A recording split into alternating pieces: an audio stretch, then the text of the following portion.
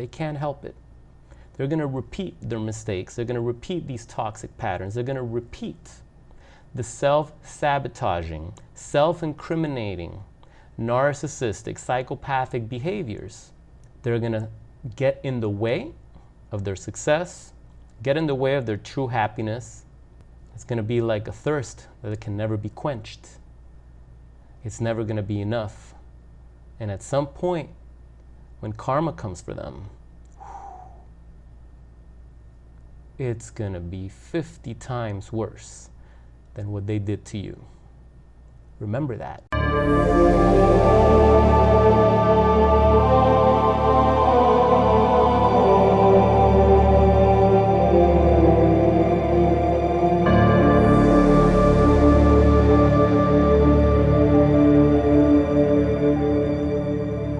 What's up, guys? Welcome back to Psychopath Exposure. I'm your host, Kita. I hope everyone's doing awesome and having a fabulous spring. March Madness is upon us. So why don't we just get started on with the show? What shall we talk about today? I know. But instead, we're going to dive into some comments. This one came in from Neil Smith. It's a good one. Neil says, if a person really loves somebody, they'll likely be keen to kiss, cuddle, and have sex with them. Simple logic should tell us that if for no apparent reason a person appears unwilling to engage in intimacy, they likely no longer love their partner and are simply using them until a better offer comes along. Don't tolerate it. Get out before it destroys. If you have kids and you can last it out then, get out the day they turn 18. You can virtually guarantee that once this pattern begins, it's all downhill from there. I was stupid enough to lumber myself with a narc for almost 5 years. Cost me everything, and I even turned down some very lovely potential partners while I was with her because I was young and stupid and blind to what I got myself into. Narcs revel in the pain and anguish of others. They are natural torturers, the kind that take delight in ripping the wings off of insects as children. You can't help them. Nobody can. Avoid them like the plague, unless you want to end up like one of the insects they used to torture. Thanks, Neil. I appreciate that. I'm just going to add some more to that. And a psychopath revels in the pain and anguish of their victims. For sure. There's levels to narcissism. There's levels to antisocial personality disorders. There are levels to the cluster B spectrum. Here we like to focus mostly on psychopathic, sociopathic kind. We also talk a lot about narcissists because all psychopaths are narcissists. But when it comes to the intimacy, the withholding of the intimacy, that's something it's highly torturous, absolutely. And although I forgot to hit record on my external audio, so that means that the sound is going to start improving now. All right, that sounds a lot better. As I was saying, not every narcissist withholds sex. There are many that are sex addicts. There are many that will use sex and intimacy to get what they want. They will use it to secure money, to secure that their bills are paid, to secure that they have a place to crash. They will sell their bodies, they will sell their souls to obtain whatever supply that they desire. Remember, guys, it's only temporary, and it doesn't mean that they love or care about you whatsoever. What it does mean is that once you're aware that this is what's going on, you have to wake up. You have to see that you're just a tool, right? And you need to get out of that situation. I don't care how good the intimacy is. You have to get out because you're being used. But if you've been on the other side of that, if you've been in the situation where the narcissist withholds intimacy, and it doesn't even have to be a narcissist, just anybody, you're in a relationship, and I'm not talking about when you're in your 70s or 80s. I'm talking about you fairly have an active, intimate, romantic connection with your partner. And cold turkey, it just starts to change, and they won't let you even touch them. They don't want to kiss you anymore. They're always cringing. They're always pushing you away. They push your hand away. They always have an excuse. They're too tired, this or the other. Something's going on. Something's going on. And the problem is that if you've never been in a toxic entanglement like this, you won't know. You won't know that it's a scam. You won't know that you've already been discarded in their minds, in the minds of the psychopath, in the minds of the narcissist. You've already been pushed to the side. They've already groomed someone else by that time, and they're getting their sexual needs from their new supply already. And at this point, they have no interest in being even remotely intimate with you. These are the ones that know exactly what they're doing to torture you. They know, they watch you. They're watching you suffer. They're watching you suffer, and they are taking pleasure at that. Situation that happens most often than not is that the victim tends to double down on the narcissist at that point. The victim doesn't understand what's going on. It's like, hey, how can I fix whatever it is that's going on? Tell me, what do I have to do for things to get back to the way they once were? And they buy into, just like I bought into, the fact that they'll tell them, oh, I've lost my libido, or I'm too stressed with work, or this, whatever excuse that they tell you. You know it's complete horseshit, because they're prancing around the house butt naked, okay? They're still wearing very revealing outfits. They're still dazzling and charming when they go out. They're getting all perfumed. They're all cologned. They're still, they're exuding that sexual energy. They're just not giving you any. Something doesn't make sense, especially if you've been in a relationship with this person already. A monogamous, committed relationship. Not polyamory, not friends with benefits, but a monogamous traditional relationship, which is what, for the most part, most people deep down are really looking for.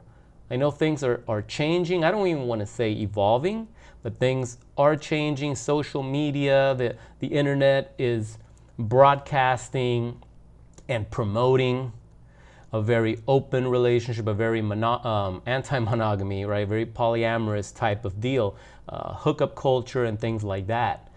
And man, I can tell you that once you go down that path,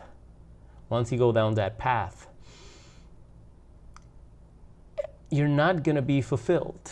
You're going to be constantly chasing and chasing and chasing to quench a thirst that can't be quenched. And that's what you see with these toxic, promiscuous narcissists. They're constantly chasing and chasing and chasing that sexual thrill. And it's never enough, and they end up sabotaging everything good that they have for them.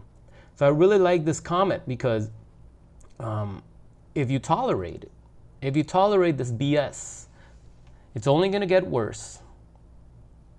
And when things finally come to their ultimate end, as they always do, you're going to kick yourself in the ass. You're going to wish that you would have listened to your intuition. You're going to wish that you would have trusted your gut reaction. That gut reaction that was screaming at you and it was telling you, hey, my partner's cheating on me. I know it. I know there's someone else. But you didn't want to be that guy, or you didn't want to be that gal that would come off jealous. You didn't want to be accusing your partner of infidelity, even though they had been withholding all sorts of intimacy from you for weeks, for months. I've read comments of people, it's been years. Years. Can you imagine that, being with somebody for years and you're not getting your needs met? You can't be intimate with the person that you chose to spend the rest of your life with. You know, it's just how they do it has everything to do with their disorder, their ability to shut off the empathy, the ability to shut off any type of feelings of guilt or remorse. They can just shut it off. They remember something you did to them. Because, remember, nobody is a saint here. We all, you know how it says, how they say it takes two to tango. We all have shit we brought to the table, right? We all had our side. So our side of the story, there's their side of the story, even though their side is all discombobulated and scrambled and skewed. But there's things that we could have done better. We're not perfect. The narcissist is going to hold on to every little narcissistic injury, right, that they suffered at your expense. Any little thing, anything that they idealized to receive from you and you denied them of, or you didn't live up to, they will hold on to that and punish you on purpose. And the thing with the narcissist is that they don't play fair. They know exactly what's going to push your buttons. They know exactly what's going to traumatize you. They know exactly where to hit you, where it's going to hurt the most. And not in a temporary level of pain, but it's going to be more of the psychological pain, the type that lasts, everlasting psychological pain. I always say it's like they went to the same school, right? Or they took the same course, all of them, because they tend to all follow the same patterns, don't they? And unfortunately, for the victim, and I don't like to throw the term victim too much. You can be a victim of narcissistic abuse, but you can't see yourself as a victim. You have to see yourself as a warrior, as a survivor, right? Because ultimately you want to rise from the ashes. You want to rise from this situation and become better than you ever were before. Because this situation, once you do the work, will make you something far better than you ever were. You're going to be forever changed, I'll tell you that. Of course you are. You're going to carry a war scar. But scars can be cool. When you get out from this, and you find the silver lining in the situation, and you turn your life around, and when you look back, and I can tell you it's better not to look back, but if you do, if you stumble upon something, you're going to see that these low-life, infidels, dark souls, predators, scumbag, losers, they're going to be in the same shithole that they've always been in. They can't help it. They're going to repeat their mistakes. They're going to repeat these toxic patterns. They're going to repeat the self-sabotaging, self-incriminating, narcissistic, psychopathic behaviors. They're going to get in the way of their success, get in the way of their true happiness. It's going to be like a thirst that can never be quenched. It's never going to be enough. And at some point, when karma comes for them, it's going to be 50 times worse than what they did to you. Remember that. Let that be your driving force. You don't have to do anything. Just let the chips fall where they may. All you have to do is to be able to recognize that you're in an abusive, toxic, narcissistic relationship or entanglement with someone that has these types of psychopathic personality disorders, right? You don't need to get a diagnosis. You don't need a diagnosis to say, oh, okay, well, now that it's diagnosed, I'm going to file for divorce. You guys have to realize when abuse is abuse, infidelity is infidelity, unhappiness is unhappiness. You don't need a legally signed document. You don't need a medical diagnosis of your partner's condition. You don't need that to acknowledge that you're unhappy in a situation, that you're being abused in a situation, that you're being tortured, that you're being manipulated, that you're being lied to and cheated on, that you're being stolen from. You don't need that. What are you guys waiting for?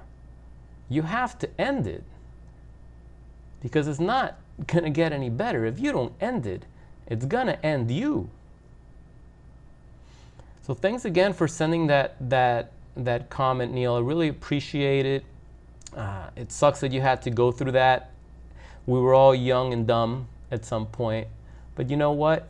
You know how they say youth is wasted on the young, right? Like, this is life. You grow, you get experience, right? Hold on to the lesson.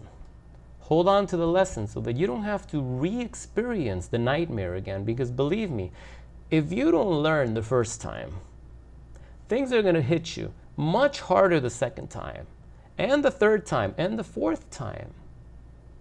And you don't want to keep repeating this process. It was horrible the first time it happened. It's going to be much more horrible the second, third, and fourth time, or more.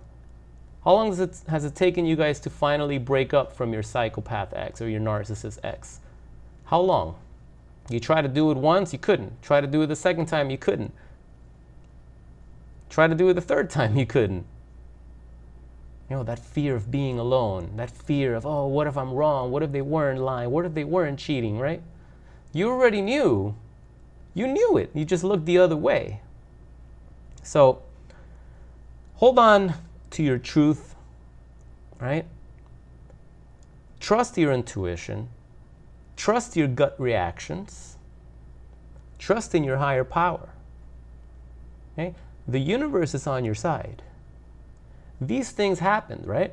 But the red flags were always there. And the signs, you were seeing the signs, right? Those things were happening to get your attention. To get your attention. To get, hey, right? This is wrong. Hey, this is unacceptable. And that would happen over and over and over again. So it started getting harder and harder and harder. And you finally want to hit you in the face. You're like, okay, I got to do some research now. And you start reading books, you go on YouTube, you find channels like this. And even then, you want to hold on and you want to hope that your situation is not what you're hearing in these videos, even though it feels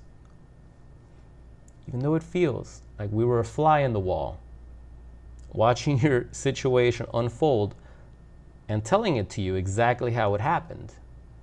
Even when it's crystal, you want to hold on. To that sunk cost, right? Because it's a sunk cost. All that time spent is gone forever.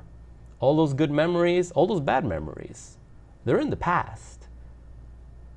But we want to hold on when all we have to do is let go. I know it's easier said than done, but it's really that simple.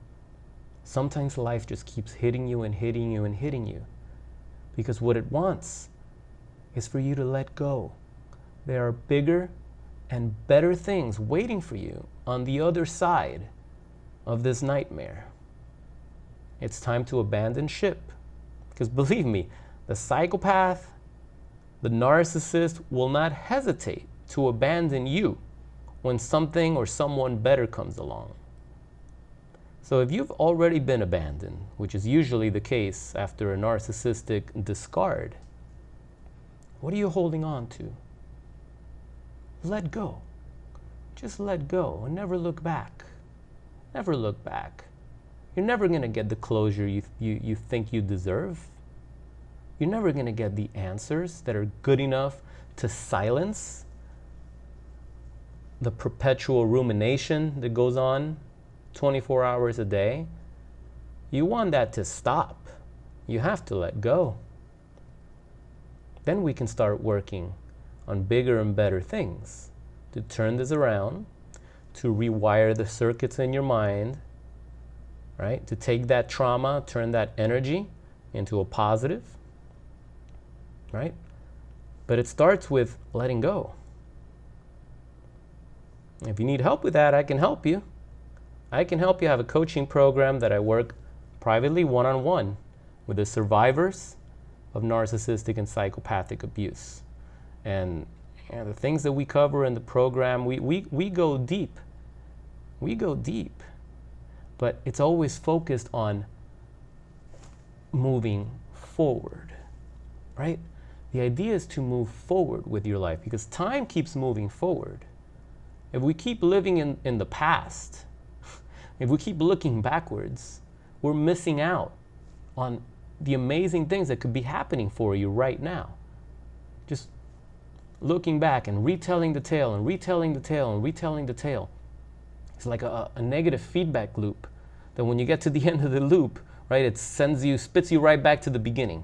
And you can never get out. It's kind of like a PC when it's stuck on the boot screen and it just stays stuck there, right? Stuck there and stuck there. It's never going to boot. It's on a boot loop, right? That's a problem. That's a problem, and I can help you rewire that situation, right? I can help you reshape the experience. Find the silver lining, right? To get you excited again about living, to get you excited again about doing the things that you once loved and doing them at a higher level. But it starts with letting go. It starts with letting go of this relationship. It starts with letting go of this psycho, this narcissist, this toxic individual. That's a disgrace to society, right? Nobody wants them. Nobody loves them, right? Why are you holding on to scumbags like that? You really got to ask yourself that question.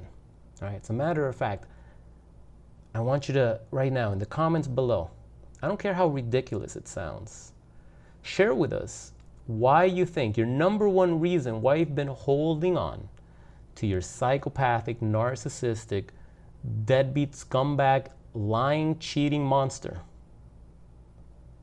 Why have you been holding on to that, right? Don't care how ridiculous it sounds, and you need to get that out, right? Share that. And for the rest of the community, if you've already been through this situation and gotten out, I want you to respond to those comments. We're going to help each other, right? What did you guys do when you realize how ridiculous it sounds, right? The ridiculous reasons why we hold on to people that have ruined their lives like that, all right? So share that in the comments below. And if you got some value out of this video, please drop a like on the video, subscribe if you haven't already subscribed, so we can continue growing the community. Thanks for sticking around to the end.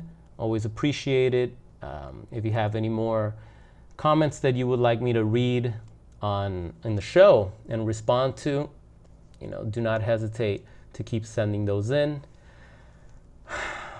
And I think that's all I got for today. So have you guys a wonderful rest of your evening or day, depending on when you're seeing this video. My name is Kira. This is Psychopath Exposure, and I'll talk to you guys next time. Have a good one.